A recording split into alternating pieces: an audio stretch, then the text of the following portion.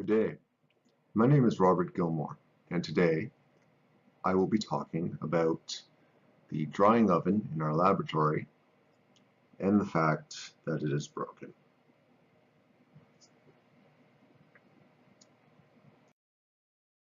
Why is it broken? We're not extremely sure. We think that the oven internally is not reaching the temperature it needs to, which means that there could be a seal broken somewhere or a crack in the body. Or it could be that the internal electronics just are no longer working. We don't know the nature of the problem, but it is costing us a lot of time. It is making the samples we wish to dry take an inordinate amount of time, up to days longer than it should.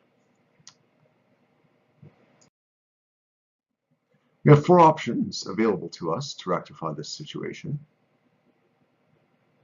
We can either repair what we have, we can outsource this portion of what we do to another company, we can replace what we have with something new, or we can replace what we have with something used.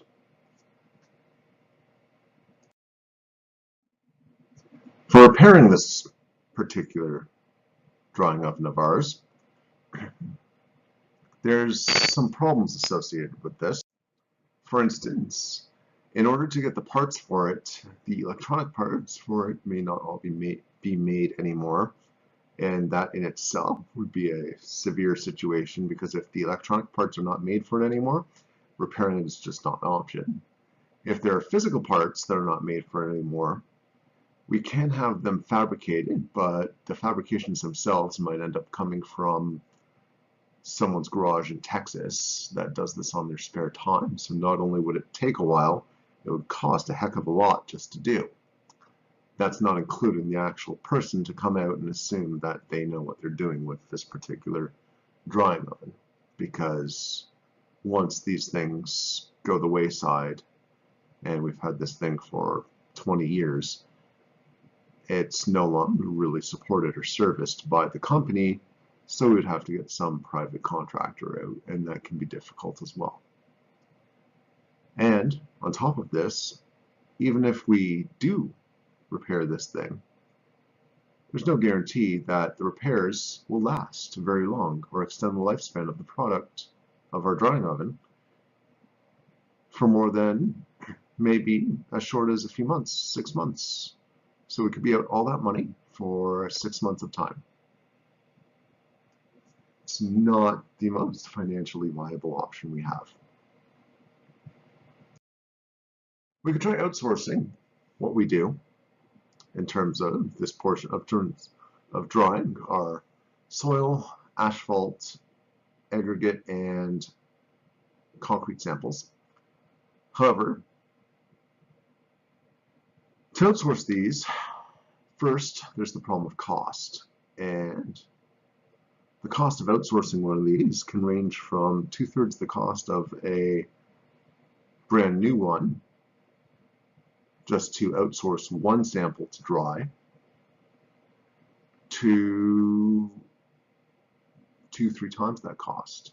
Not to mention the fact that it would still not solve the time it takes, in terms of it would still take days for us to get a dry sample back, and that's assuming that the sample is perfectly dry, hasn't been exposed to any moisture on the way there or back, especially on the way back, and it just doesn't make sense to outsource a portion of what we should be capable of in our own laboratory. We can go with the new and shiny option. We all love the new and shiny option. And to that end, I have researched 3 models that give us an idea of what's out there, what they're capable of, and what they cost. With any of these new options, of course, we would need to make sure that they could fit some of our testing pans, so that we don't need to buy all sorts of other new things as well. Not to mention the fact that we want to make sure that we can put several samples into one of these ovens at the same time and maximize our workload for the fact that we just need to take so many different samples on so many different projects. So I researched the Fisher Scientific. It's just a basic model. It has almost no bells and whistles whatsoever. It can hold internally 85 liters, has a depth of 14 inches, so its internal dimensions are pretty good for holding a couple of testing pans. Basic thermometer readout, so nothing fancy, and no other advanced electronics. And the benefit of this is that the less in there, the less can go wrong. The more parts you have working together, the more chances one of those things could go wrong. And all it takes is one of those things to go wrong to cause problems. And we've already seen what problems do in the lab, because we have one right now. Nonetheless, this very basic model would cost us 1,066 United States dollars. Next, I checked another basic model from a different company, Heratherm. And their internal capacities, they actually have several options for this model. The capacities internally are 105 to 419 liters, so we can do a lot more with these things. Depth's greater than 16 inches, so the internal dimensions are great for putting in a few of our testing pans. Advanced temperature readouts and internal air quality control, so we can play around with these samples a little bit and get them dry a bit quicker. We can also change between gravity forced heating or forced convection heating, find out what dries our samples faster. Doesn't mean that just because it dries our soil samples faster, our asphalt samples would also be dried under the same conditions in the same way quite as easily. We could play around with this a bit and see what optimizes our efficiency. The range from this is a slight bit more expensive, $1,500 to $2,500 US dollars, which is $500 to $1,500 more than our first basic option, but still less than or equal to repairing what we have now. But the added benefits is we can optimize efficiency a bit more with this thing. And buying this would also give us an extremely greater lifespan of another 10 to 20 years with this thing. Finally, the third one I researched, same company, but their advanced line, just to see what higher end looks like. And these things are a bit deeper than their basic lines. Their capacities are only slightly less in the internal liters that they can hold. Their temperature controls have some interesting options, including timers and overheating. So we could leave this thing at the end of the day and not have to pay someone overtime to stay in the lab watching just to make sure that the place doesn't burn down because something shorted out or it just wouldn't do what it should do. So safety is a nice feature. Accelerated startup and drying processes also would increase our efficiency quite a bit and enable us to take these samples and get them dry so we can move on with the next stage of our testing. And external temperature data collection was an interesting feature. Essentially, you can plug a computer into this and it will give you all sorts of data about what's in there, temperature. There's just so many different options, bells and whistles you can add to these things. And the cost for some of the lower ends with the bells and whistles is comparable, actually. The maximum cost we'd be looking at is $5,700 US dollars, but the minimum cost is only a little over $1,000 more than the basic model that I first showed. So it's definitely consideration.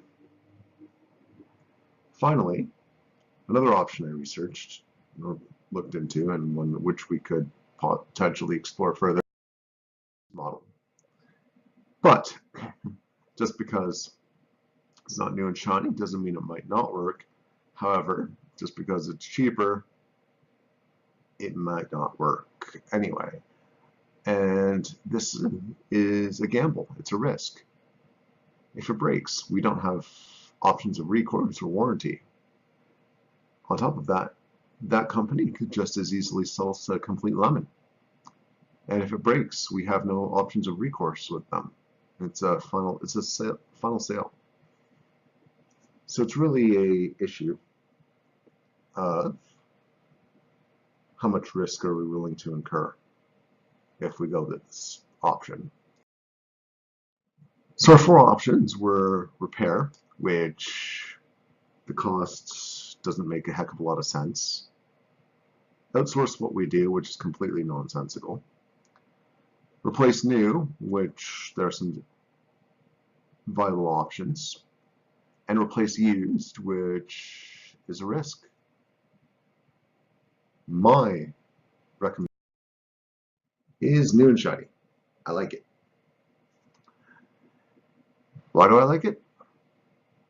Well, it might be a bit more expensive, but the options do help us to accomplish our jobs more efficiently.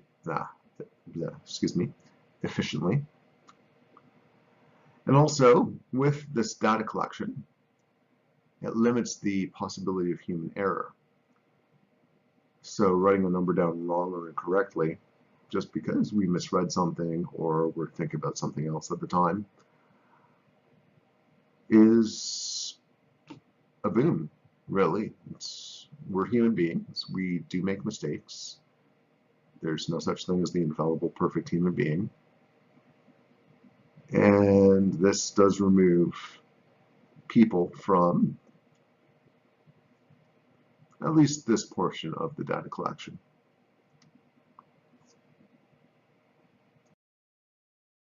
Thank you for your time and consideration. I've enjoyed presenting this to you.